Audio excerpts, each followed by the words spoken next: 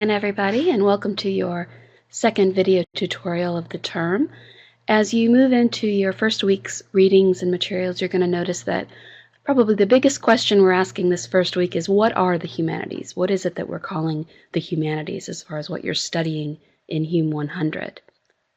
When you ask different people what defines the humanities, you're going to find a variety of answers, and in some of your readings this week, in week 1, you'll notice too that some different categories get included in the humanities. The social sciences, some areas of psychology, sociology might get included in there as well, although they might be considered the social sciences. So for the purposes of what we're doing here in Humanities 100, our definition of the humanities is really going to cover 4 main areas. Those areas are the visual arts, literature, philosophy, and the performing arts. So these are going to be the 4 categories that you're going to be looking at particularly throughout this term in Humanities 100.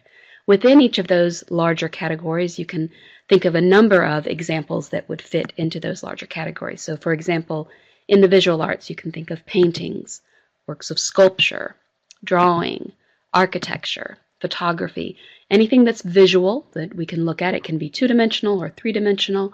We can even consider some elements of digital work as the visual arts because they are things that we primarily look at when we're examining them and exploring them. As far as literature goes, poetry, novels, prose, short stories, dramas, and plays, these can be considered all kinds of different genres within the larger group of literature in the humanities. In philosophy, these are areas of study that question issues of morality, truth, meaning, existence, aesthetics, what we consider beautiful and why we consider it beautiful. So philosophy is that area of the humanities that looks at some of those bigger questions of the meaning of life and truth and existence, morality, and so forth. And then lastly, the performing arts, last but not least, of course, the performing arts. You can think of theater, music, film, movies, opera, dance, any kind of art that is performed, that it's sort of in the moment. It's not necessarily a visual work of art that can be a physical object that stays there on the wall or on a stand, but it is an artistic expression that is performed live and in the moment. It may be recorded, but it was originally performed live. Some additional concepts to think about in defining the humanities.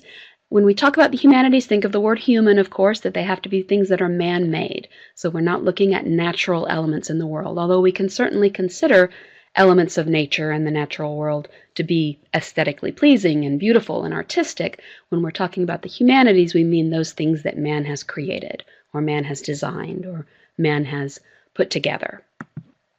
They're non-scientific, so this is what sort of separates them from the social sciences, in that they can't necessarily be studied in the same way that we can apply the study to the sciences, with elements of proof and theory and so forth. There is art theory and art history, but they're not as they don't fit quite as neatly into that kind of scientific element of study.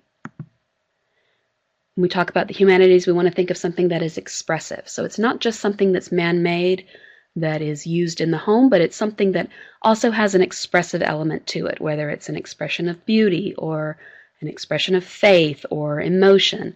There's something expressive to it that goes beyond just the utilitarian.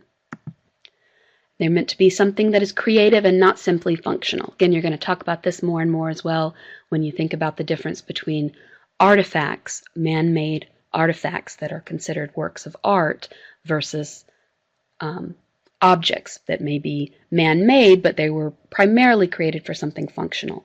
When we're thinking of a work that fits into the category of the humanities as far as an artifact goes, it needs to have that element of creativity and expression that we talked about just a moment ago. Why do we study the humanities? This is something you're going to think about from week to week as we move through the term, but some things to just kind of get your mind going here at the very beginning of the term. One reason we look to the humanities and art and poetry and literature and performing art is to enhance and to enrich our own lives, and to enhance and enrich our own way of looking at the world around us, so that we can go beyond just the day-to-day elements that keep us alive and keep us surviving. It helps to enhance our experience as human beings here on Earth. Helps us to make connections. It makes connections with one another when we can express ourselves artistically, or when we take in a movie, or we read a novel, or we experience somebody's visual work of art. we can connect in some way to the individual that created it and consider the emotions and the elements that that individual is trying to express or share. We can also make connections to the past when we see how people from the past or from different cultures create their own works of art too. It helps us to connect with them. The humanities and the arts allow us outlets of expression. So they allow us that ability to express what is inside us as far as our emotions and tensions and those kind of bigger questions might be bubbling up inside of us. And they also provide us paths to other knowledge. So when you think about different ways that we teach or different ways that we learn, some of us are very visual learners. Some of us are very auditory learners. We need to really hear something. Others of us need to feel it or experience. And the humanities comes into that as well when you think about ways that children learn through song or through rhyming or through visual aids that help them to learn.